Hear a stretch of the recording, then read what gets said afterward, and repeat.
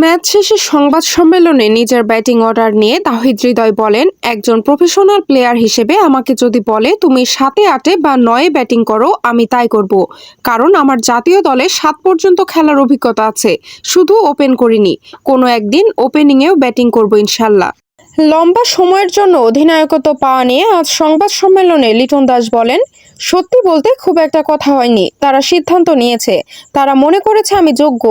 আমি আমার কাজ করার চেষ্টা করব। দল যেভাবে 2026 বিশ্বকাপের জন্য প্রস্তুতি নিয়েছিল, প্রস্তুতি তেমন থাকবে।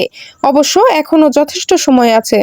নাহিদ রানাকে নিয়ে নিউজিল্যান্ডের লেগ স্পিনার ইশোদি বলেন, বাংলাদেশি পেসারদের পারফরম্যান্স মনোমুগ্ধকর।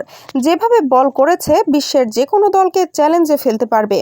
নাহিদ রানাকে আগে বল করতে দেখিনি, তবে শুনেছি ওর প্রতিটি বল উচ্চ গতি, তাও 10 ওভার জুড়ে। আমি আগে এভাবে আন্তর্জাতিক ক্রিকেটে কাউকে বল করতে দেখিনি, বিশেষ করে এশিয়ান কন্ডিশনে। ঠান্ডা মাথায় পরিস্থিতি অনুযায়ী খেলার চেষ্টা করেই সফল হয়েছেন জানিয়ে তাহিদ হৃদয় বলেন, হ্যাঁ, খুব ভালো উইকেট ছিল ব্যাটিং এর জন্য।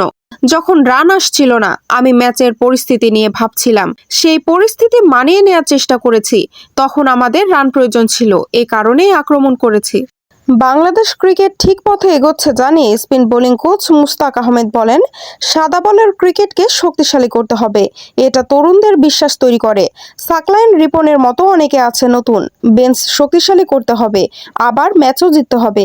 বাংলাদেশ ক্রিকেট আল্লাহর রহমে ঠিক পথে এগোচ্ছে।